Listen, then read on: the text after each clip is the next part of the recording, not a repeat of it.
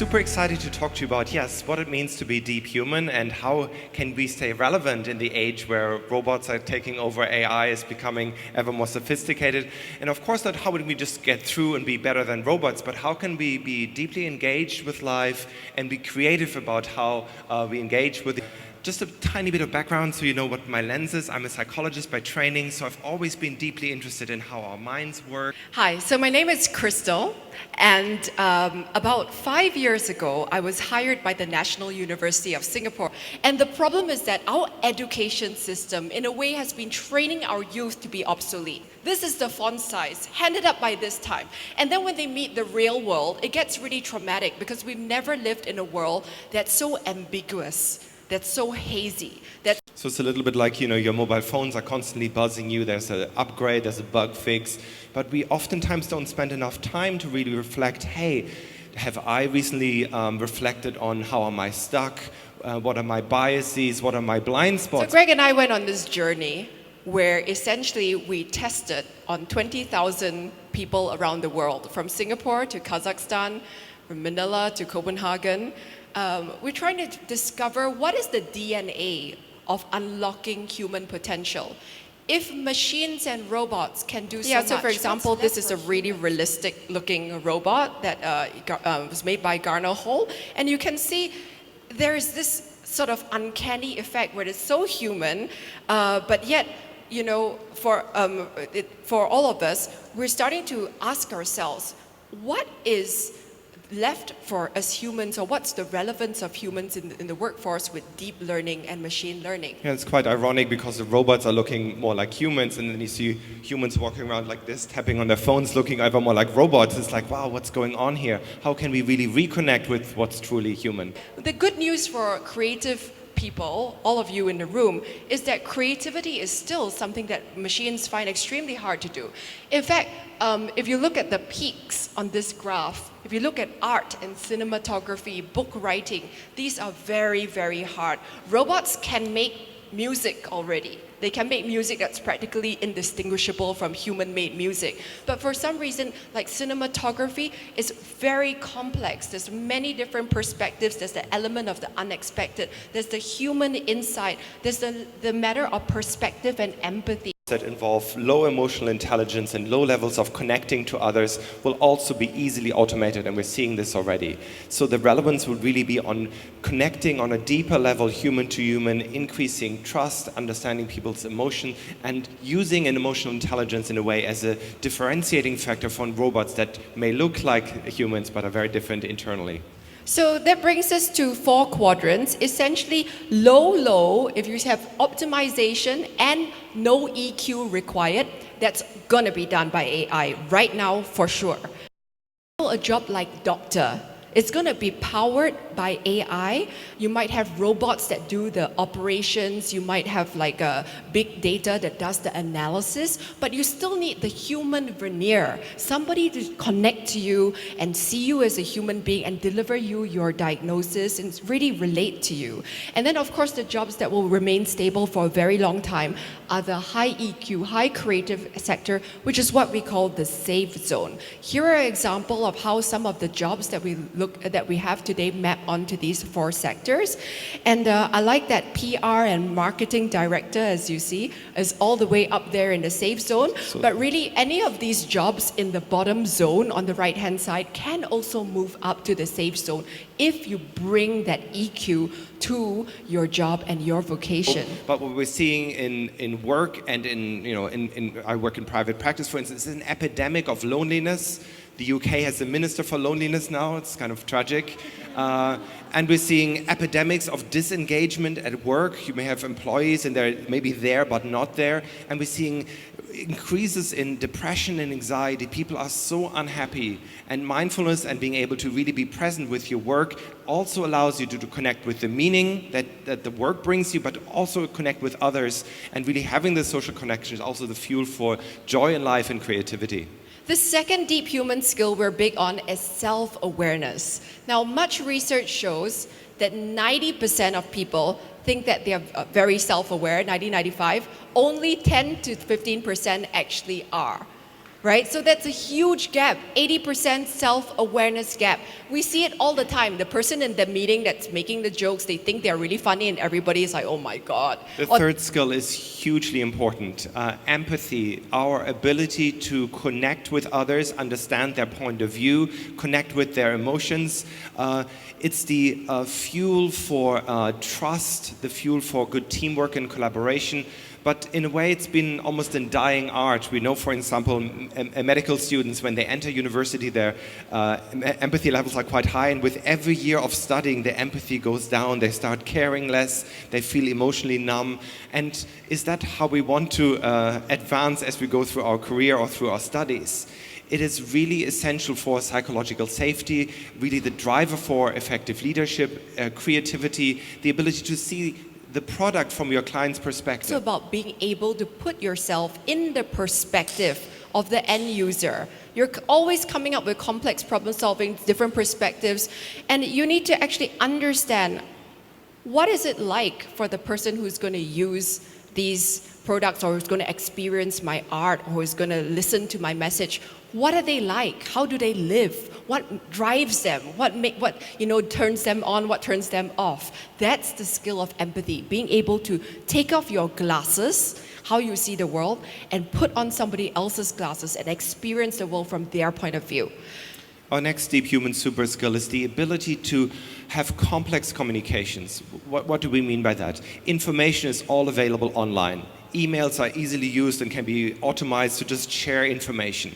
But nowadays, we need to communicate with so many different people from different cultures, different backgrounds, different languages, and we need to have difficult conversations, giving feedback about a product, giving feedback about performance, negotiating conflict that you might be facing, and also convincing perhaps your clients to buy your product. These are really artful ways of using communication to connect with others. We are not bred for a globalized world.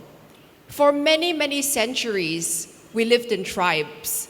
If I was in the natural world a few hundred years ago and I met somebody in the woods that looked like Greg, some tall, Angmo German guy, he's probably going to infect me and my whole tribe with disease. He's probably going to kill me or something bad is going to happen. We have been bred for many, many thousands of years to have groupthink, to look at somebody and see, are they like me? Are they not like me? And if they're not like me, to outgroup them. This is the basis of silo thinking, of cliques, and that's why it's so hard for us to collaborate. So understanding the basis of how to connect to somebody is very complex, but it starts with one simple thing. You need to find a common similarity with whoever it is you're talking to. So maybe we're both parents, or maybe we both like funky outfits, or maybe we both are holding microphones, whatever. You find some kind of similarity with another person, and this in-groups them with you so that it makes it safe for the communication to start to happen. So the last skill we want to talk about is adaptive resilience. It's really important for those of you who are running teams or working in some sort of group structure, because when people in Singapore, there's 74% of Singaporeans right now in jobs are actually planning to leave. Yeah, you look around this audience, 3/4 of you are actually planning to leave your job right now, if you have a job, right? It's the highest in the world. It's the highest in Asia Pacific. And every time somebody leaves, it costs everybody else, the rest of the team member, it costs the organization. So it's really important to understand, how do you actually build up resilience in yourself, but also amongst your team. And a lot of the young people we work with are so afraid of failing because it reflects bad on them. It gets internalized that I am a failure. And then it can really lead to a sense of helplessness. And of course, it interferes with your creativity if you're playing yourself down in your own mind. Okay, so I want to end off with this slide. Skills needed in the creative industry. I want to give you some examples of old thinking and new thinking. The old way, collect the dots, collect information. In the new world, it's about connecting the dots. Now what we're seeing for success is radical collaboration with other people, and even like radical transparency. And then also, instead of arguing, what is the single best ad campaign? What is the single best approach to do? Wasting a lot of time having committees to argue. It's about simultaneously doing parallel, simultaneous thought experiments to actually collect data and find out what is the answer.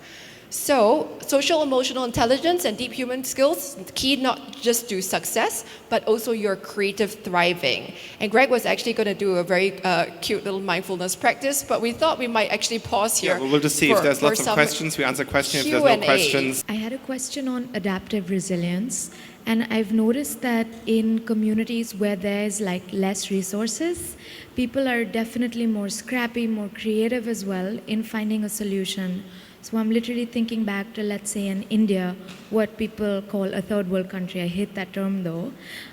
But let's say a country with less resources versus a Singapore, difference. How do you see adaptive resilience play out? If you look at the circle of somebody's competence or somebody's personal growth, imagine it as a circle, right? At the edge, if you're playing at the edge of your competence, you're pretty much failing half the time, right? You're failing, you're trying new things, but you're getting up